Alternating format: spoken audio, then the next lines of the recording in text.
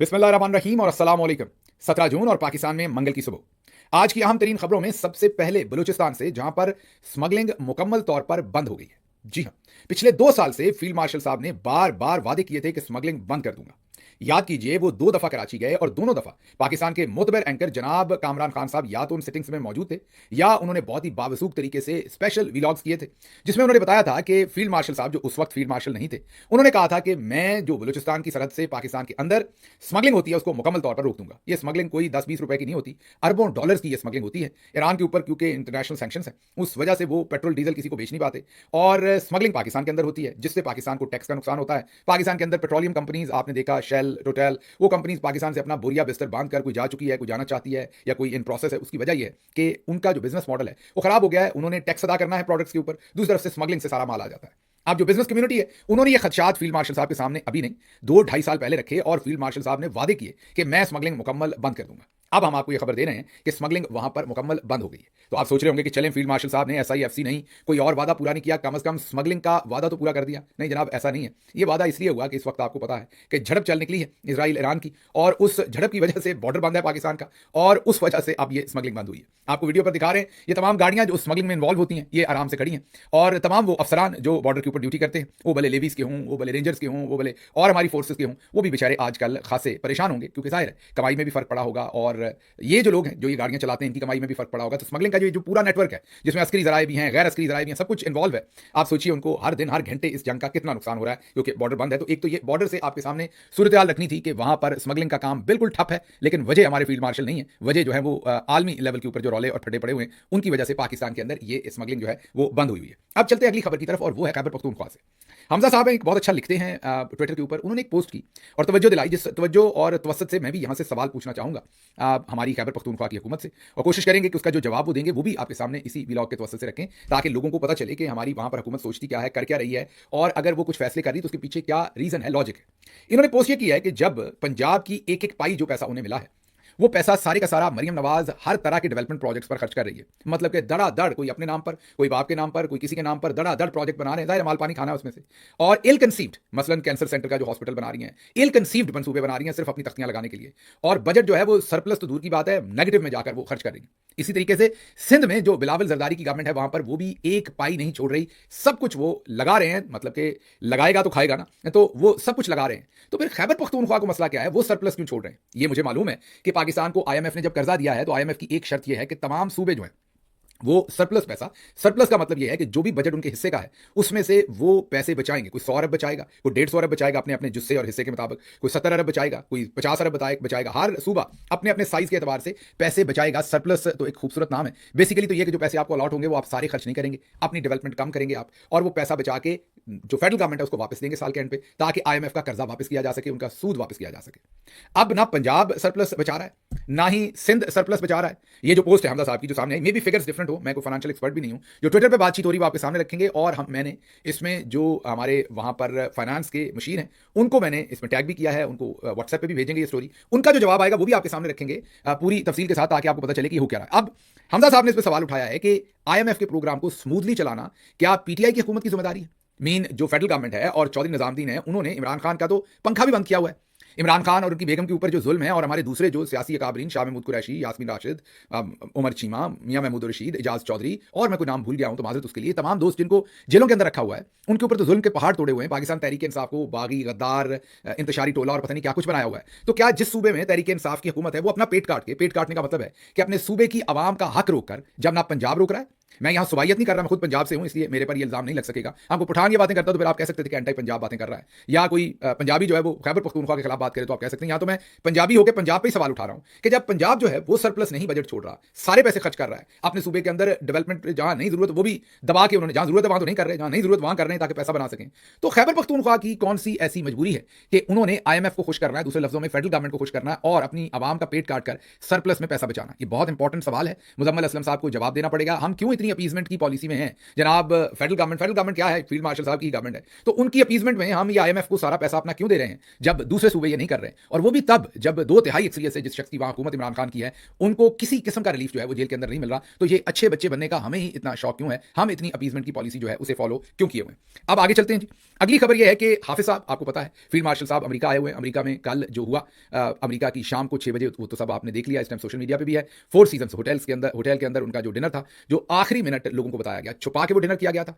उसका एड्रेस तमाम लोग जो उस डिनर पर मौजूद थे उन सबको पहले एम्बेसी बुलाया गया था, और लास्ट मिनट कह लें मतलब 2-3 घंटे पहले, आखिरी मिनट उन्होंने इस एड्रेस को चेंज करके, तो फोर सीजन, क्योंकि बुकिंग शुकिंग फोर सीजन पर पहले की हुई थी, केटरिंग शेटरिंग सब कुछ पहले हुआ था, वहां पूरे इंतजाम पहले से किए हुए थे। लास्ट मिनट लोगों को बताया कि अब आप यहां पर आ जाएं, और वहां पर कुछ पाकिस्तानियों ने उनके साथ एक नाखुशगवार वाकया हुआ, वहां पर नारे लगे, कुछ जुबान भी गैर शाइस्ता इस्तेमाल हुई। वो तमाम वीडियोस हम आपको दिखा चुके हैं पिछले अपने वीलॉग के अंदर। अगर आपने हमारा पिछला वीलॉग नहीं देखा तो वो देख लें, या सोशल मीडिया पे चले जाएं जहां से हमने वो वीडियोस ली हैं। पूरा सोशल मीडिया उन वीडियोस के साथ भरा पड़ा है कि वहां पर फील्ड मार्शल साहब के साथ हुआ क्या। अब बहुत सारे लोग ये सवाल पूछ रहे हैं कि फील्ड मार्शल साहब 12 तारीख से यहां आए हुए हैं तो कर क्या रहे हैं? एक तो जो जियो ग्रुप है उन्होंने एक खबर छापी है कि जो न्यूयॉर्क के अंदर टाइम स्क्वायर है, जहां पर बड़े बड़े बिलबोर्ड्स लगे हुए हैं, और उन बिलबोर्ड्स के ऊपर पैसे लेके ऐड चलती है। आप कुछ भी चलवा लें, कोई भी, वहां सारी कंपनीज की एडवर्टाइजिंग कैंपेन चलती है, जैसे पाकिस्तान में बिलबोर्ड्स पर चलती हैं।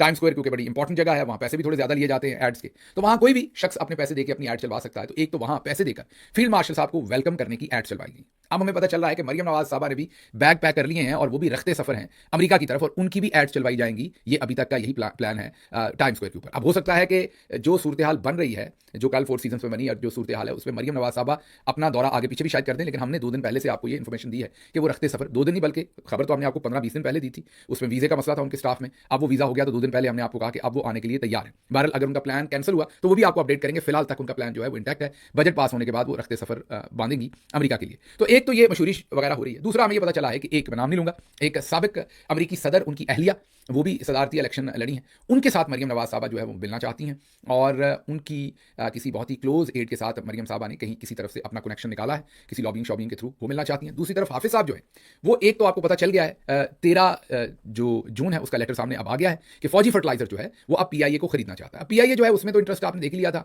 कि हमारे वो ब्लू वर्ल्ड सिटी वालों ने 2 अरब में शायद कितने में PIA पूरी की पूरी खरीदना चाहते हैं। तो PIA में तो किसी का इंटरेस्ट नहीं है, PIA बेचारी तो ऐसे ही सामने दिखाई जा रही।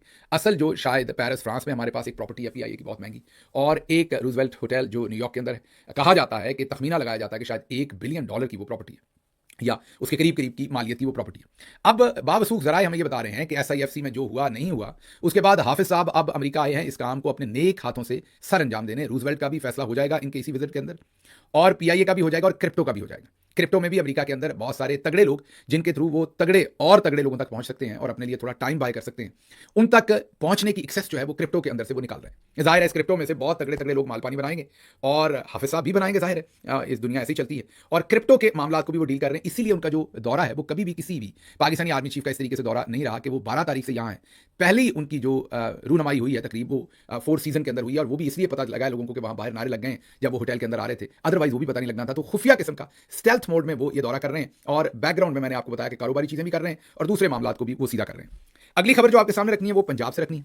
पंजाब असेंबली में बजट पेश हुआ है। पंजाब असेंबली के जो वजीर जो फाइनेंस मिनिस्टर हैं उन्होंने बजट पेश किया है, और जब वो तकरीर कर रहे थे तो पाकिस्तान तहरीक इंसाफ ने उस पर एहतजाज किया। लेकिन मैं हाथ जोड़कर पूरी माजरत के साथ अपनी जो तहरीक इंसाफ की अपोजिशन है वो बहुत गुस्सा करते हैं, ज़रा सा भी कुछ कहें तो गुस्सा करते हैं कि आप हम पर बहुत तनकीद करते हैं। मेरे भाई हैं सारे, कुछ जूनियर हैं कुछ सीनियर हैं, तो मैं तमाम से हाथ जोड़कर अपील करते हुए, जान के मान पाते हुए कहूँगा कि आपने एक दफ़ा फिर बुरी परफॉर्मेंस दी है। अगर इसी जगह पर नून लीग होती और ये सब कुछ नून लीग के साथ हुआ होता, और मैं देखता कि उनका हमारा फाइनेंस मिनिस्टर कैसे तकरीर कर पाता। मुझे वो वक्त याद है जब इमरान खान साहब प्राइम मिनिस्टर बने थे और पहली तकरीर करनी थी, और मुझे आज का वक्त भी याद है। अगर वाकई आप लोगों के गले बैठे हुए हैं और आप लोगों के अंदर इतनी जान नहीं थी कि आप वहां ढंग का शोरी मचा सकते, तो फिर छुट्टी कर लेनी चाहिए थी, आना नहीं चाहिए था। पहले भी जब मरियम नवाज ने वोट लिया था और चीफ मिनिस्टर बनी थी तो मिलजुल कर वहां पर, मैं किसी एक शख्सियत पे या 2 पे या 4 पे इल्जाम नहीं लगा रहा, हमारे सभी मेंबर्स का बहुत ही वहां पर पैथेटिक बिहेवियर था, और वहां पर सारे के सारे बाहर चले गए, और वो मिला जुला अरेंजमेंट था स्पीकर ऑफिस के साथ करके, वरना किसी को कोई इतना काम अकल नहीं होता कि मरियम नवाज जैसी खातून जो शोर में 2 लफ्ज तकरीर नहीं कर सकती, मरियम के चचा भी नहीं कर सकते, शायद मुझे नहीं पता नवाज शरीफ कर सकें या ना कर सकें, लेकिन इन दोनों का मुझे पता है कि ये दोनों बहुत ही हिजानी तबीयत के लोग हैं। ना ही शहबाज शरीफ शोर में तकरीर कर सकते हैं और ना ही मरियम कर सकती हैं। तो इन्होंने मरियम नवाज को खुला प्लेटफॉर्म हमारे लोगों ने उस दिन प्रोवाइड किया, और जानबूझ के थोड़ा सा शोर मचा के उसके बाद बाहर चले गए असेंबली में से। सुंजियां हो जान गलियां तो मिर्जा यार फिरे, पूरी असेंबली सुंजी और मरियम साहबा ने टकाऊ किस्म की तकरीर की, और हमारे लोगों ने, उस टाइम तक खैर हमारे आम लोगों को समझ में नहीं आती थी, अभी भी आप खैर बहुत सारे चीज़ों चीज़ों को नहीं समझते, बारीक वारदातों को नहीं समझते। तो खैर आज तो उस तरह की कोई बारीक वारदात नहीं हुई, लेकिन आज वो काम नहीं हुआ जो होना चाहिए था। भरपूर एहतजाज होना चाहिए था। वंस अगेन वी फेल्ड, और उस तरह का एहतजाज हमने नहीं किया। ना ही हमने कौमी असेंबली में उस तरह का एहतजाज किया माजरत के साथ, और ना ही हमने सूबाई असेंबली के अंदर उस तरह का एहतजाज किया। अब आप कहें किस तरह का एहतजाज कर लें गिल साहब, आपको वहां बैठे बातें आ रही हैं, हम किस तरह का एहतजाज कर लें? तो मैं आपको बताता हूं। इस तरह का एहतजाज करें कि अगर इमरान खान आपके हकीकी वालिद होते और उनकी उम्र 72 साल होती और उन्हें जेल के अंदर बंद किया होता और वहां पर 50 डिग्री सेल्सियस टेम्परेचर होता और पंखा बंद किया होता और बुशरा बीबी आपकी वालदा होती, उनको उस जेल के अंदर बंद किया होता और उनके जेल के सेल में कीड़े मकोड़े छोड़े होते, उनके मुकदमात ना सुने जाते, और इमरान खान की बहनें अगर आपकी सगी फुफ्फो होती, उनको हर दफा मुलाकात पर जाने पर गिरफ्तार करके लिल्ला और कभी कहीं छोड़ दिया जाता, तो फिर आप किस तरह का एहतजाज करते? मेरी आंखों में देखिए और अल्लाह को हाजिर नाज़िर जानकर बताइए कि क्या आप ऐसा ही एहतजाज करते? नहीं, आप कपड़े फाड़ कर एहतजाज करते। तो मैं कहता हूं चलें कपड़े ना फाड़ें, लेकिन गला फाड़ के तो एहतजाज करें ना। तो मैं तमाम पीटीआई के वर्कर से ये रिक्वेस्ट करूंगा कि अपने अपने एमपीए को थोड़ा चार्ज दें, चार्ज बैंक, मतलब आपके पास होता है ना मोबाइल फोन चार्ज करने वाला, थोड़ा चार्ज बैंक दें। और इसमें कोई घबराने की जरूरत नहीं है। कोई आप इनसे तकाजा करें, आपने इनको वोट दिया हुआ है इमरान खान के नाम पे, अगर ये वजन नहीं उठा सकते दोस्त तो साइड पे हो जाए, बताएं कि हमने वजन नहीं उठाना। मतलब इस तरह का एहतजाज करना था जो हमने किया वहां पर कि वो बेचारा मेरी तरह लोला सा था, वो जो बेचारा प्रेजेंट कर रहा था बजट, वो दो लफ्ज नहीं उससे बोले जाने थे, अभी भी नहीं बोले जा रहे थे जितना आप शोर मचा रहे थे, लेकिन आपको चढ़ के शोर मचाना चाहिए था। अब मैं ये भी आपको बताऊं कि आपको चढ़ के शोर कैसे मचाना है। आप लोग अगर आज हुकूमत अपनी होती तो आपने डेवलपमेंट फंड्स के लिए जो अपने वज़ीर आला पे चढ़ के आपने शोर मचाना था, वो तो किसी से देखा नहीं जाना था। तो जब टिकटें नहीं मिलती हैं और उस पर हम क्या शोर करते हैं वो भी सबको पता है। तो बहुत अफसोसनाक वहां पर हमारी परफॉर्मेंस है, बार बार अफसोसनाक परफॉर्मेंस है। और मैं वर्कर्स को कहूंगा, क्योंकि अब जब आप हमारी लीडरशिप गुस्सा करती है, जब वर्कर जो है सोशल मीडिया के ऊपर तनकीद करता है, तो बड़ा गुस्सा आता है। ये सोशल मीडिया की जो पुलिसिंग है यहाँ पर, मुझे एक बात बताइए, अगर हम इमरान खान का भरपूर तरीके से साथ नहीं दे पा रहे तो फिर कौन चेक करेगा? इस पर चेक एंड बैलेंस कौन होगा? हमारा वर्कर ही है ना। इमरान खान जेल में से निकल के तो कोई बात नहीं कर सकते। तो इसलिए वर्कर का पूरा हक है जिसने वोट दिया है कि वो ये सवाल पूछे कि आपकी ये परफॉर्मेंस क्यों है। तो जरूर सवाल पूछिएगा कि ये परफॉर्मेंस क्यों है। हम यहां से स्टोरी ब्रेक करते हैं, हम यहां से स्टोरी देते हैं आपको कि किस तरीके से जीओआर की नई स्कीम बन रही है, किस तरीके से अस्करी 10 के सामने लूटा जा रहा है पंजाब को, और वहां पर किस तरीके से डीएचए के साथ मिलकर ये स्कीम बन रही है। हम आपको यहां से बहुत सारी खबरें देते हैं पंजाब के बारे में। तो पंजाब की अपोजिशन दूसरे दिन वहां से क्यों प्रेस कॉन्फ्रेंसेस नहीं करती, क्यों अटैकिंग नहीं खेलती, क्यों वहां पर तनकीद नहीं होती, क्यों उस हुकूमत को हमने खुली छुट्टी दे रखी है? ये मेरे अकेले के पूछने का काम नहीं। मैं तो पहले ही रांदा दरगाह हूं, मुझे तो पहले कहते हैं कि इसका पीटीआई से निकालो, इसे इन्हीं बातों की वजह से कहते हैं। तो आप सबको ये सवाल पूछने चाहिए। जब आप सब पूछेंगे तो फिर मेरे पर नजला कम गिरेगा। आगे चलते हैं जी। अगली खबर जो है वो हमारे बहुत ही बेहतरीन जनाब सोहेल वड़ाइच साहब की खबर है। उन्होंने अब एक तरक्की की है। आपको ये तो पता ही है कि वो टैटू शैटू और अच्छा एक टीटू होता है और एक टैटू होता है। टीटू जो है अच्छा एक टट्टू भी होता है। आप पंजाबी में इसको बड़ा मायूब लफ्ज समझते हैं, लेकिन उर्दू में अगर आप उर्दू स्पीकिंग से बात करेंगे तो गधे को टट्टू कहते हैं। तो इसलिए इसको कोई मायूब लफ्ज ना समझिएगा। पंजाबी लोगों से मेरी रिक्वेस्ट है, ये उर्दू क्योंकि उर्दू में व्लॉग कर रहे हैं तो उर्दू में ये टट्टू जो है वो मायूब लफ्ज नहीं है, वो गधे को कहते हैं। तो टट्टू तो आपको पता ही है कौन होता है। और फिर एक टैटू होता है जो जिस्म के ऊपर फूल बूटे या कोई भी निशान बनाया जाता है, उर्फ आम में बता रहा हूँ। तो आपको पता है सोहेल वड़ाइच साहब की जो मुनफरिद किस्म का जर्नलिज्म है, वो तो बाथरूम के अंदर वो अदाकाराओं से सवाल पूछते हैं, उसके बाद स्विमिंग पूल के अंदर जाते हैं, उसके बाद वो बेड के अंदर चले जाते हैं, उसके बाद वो ये उनका जो तुर्रा इम्तियाज़ है, जो उनकी एक्सपर्टीज़ है, हर बंदे की एक फील्ड होती है, एक बीट होती है। उनकी बीट बाथरूम से शुरू होकर जर्नलिज्म में बीट होती है। किसी की क्राइम बीट है, किसी की पॉलिटिक्स है। तो हमारे ये जो दोस्त हैं सोहेल साहब, इनकी बीट जो है वो बाथरूम से शुरू होकर स्विमिंग पूल और वहाँ से शुरू होकर जो है वो टैटू और इस तरह की मामलात के अंदर और अंदर के जज्बात और वो तमाम चीज़ों के ऊपर इनकी वो बीट है। लेकिन अब उन्होंने एक बहुत बड़ा जंप मारा है और सीधा ही फील्ड मार्शल साहब के वो हल्का अहबाब में पहुंच गए। मीन अदाकारों के टैटूज के, बाथरूमों के और स्विमिंग पूल के हल्का अहबाब से निकल के सीधा फील्ड मार्शल साहब के हल्का अहबाब पर पहुंच के उन्होंने उनका एक पूरे का पूरा एनालिसिस, पर्सनालिटी एनालिसिस के ऊपर उन्होंने व्लॉग किया। बुनियादी तौर पर पॉलिश मारने की, अंग्रेजी में पॉलिश कहते हैं, उर्दू में हम पॉलिश कहते हैं, तो बुनियादी तौर पर पॉलिश मारने की बहुत ही उम्दा कोशिश थी। और उसमें उन्होंने बताया है कि जो फील्ड मार्शल साहब हैं वो क्या कुछ करना चाहते हैं और क्या कुछ वो करेंगे। उन्होंने कहा एक तो फील्ड मार्शल के हत्थे पाकिस्तान की मादनियात आ गई। उन्हें पता चल गया कि मादनियात बेचकर पाकिस्तान का पूरा कर्जा हमने उतार देना है। ये जनाब आप भी सहाफत के फील्ड मार्शल ही हैं वैसे, तो ये हमारे जनाब फील्ड मार्शल साहब ये थोड़ी सी ज़रा हवा कम रखें, क्योंकि मुतालिया पाकिस्तान में बचपन से हम यही पढ़ते आ रहे हैं। इसी चक्कर में नवाज शरीफ और शहबाज शरीफ दोनों डॉक्टर समर मुबारक मान साहब के हाथ चढ़े थे और चिन्योट में जाके उन्होंने सोना निकाल लिया था। चिन्योट वालों ने उस चक्कर में काफ़ी पैसे खर्च किए, कई लोगों पर कर्जे चढ़ गए, चिन्योट में आज तक सोना नहीं निकला। तो एक तो उन्होंने ये बात बताई है। दूसरी उन्होंने ये बताई है कि जन साहब इतने समझदार आदमी हैं कि उनके जो इर्द गिर्द के लोग हैं वो उनसे हर ज़रूरी मशवरा करते हैं। अब जब मैं ये आर्टिकल पढ़ रहा था तो मैं सोच रहा था कि कोई जो उनके जानने वाले लोग हैं वो बहुत ही ज़रूरी मशवरे करते होंगे। आगे सोहेल वड़ाइच साहब ने जब जो लाइनें लिखी तो मुझे मजा आ गया। मुझे ये समझ आई कि भले वो फील्ड मार्शल साहब के बारे में लिख रहे हैं, लेकिन वो अपनी बीट में ही रह रहे हैं, उससे निकल के नहीं लिख रहे। उन्होंने कहा कि उनके जो दोस्त और रिश्तेदार हैं वो शादियों पर अहम फैसले उनसे मशवरा लेकर करते हैं। अब आप सोच रहे होंगे बच्चों की रिश्तों वगैरह के मशवरे अहम तो वही होते हैं। नहीं, वड़ाइच साहब ये नहीं कह रहे। वड़ाइच साहब ने अपने कॉलम में कहा है कि न्यूंद्रा होता है जो आप पैसे देते हैं शादी पर। तो वड़ाइच साहब ये बता रहे हैं कि जो शादी पर किसको कितने पैसे देने हैं, वो मतलब किस दूल्हे को दुल्हन को कितने पैसे आपने देने हैं, वो पैसे जो है वो लोग फील्ड मार्शल साहब से, उनके जो दोस्त और रिश्तेदार हैं वो उनसे मशवरा करते हैं कि फलाने दे ब्याह ते जा रहे हैं, कितने पैसे उत्थे मैं देने हैं।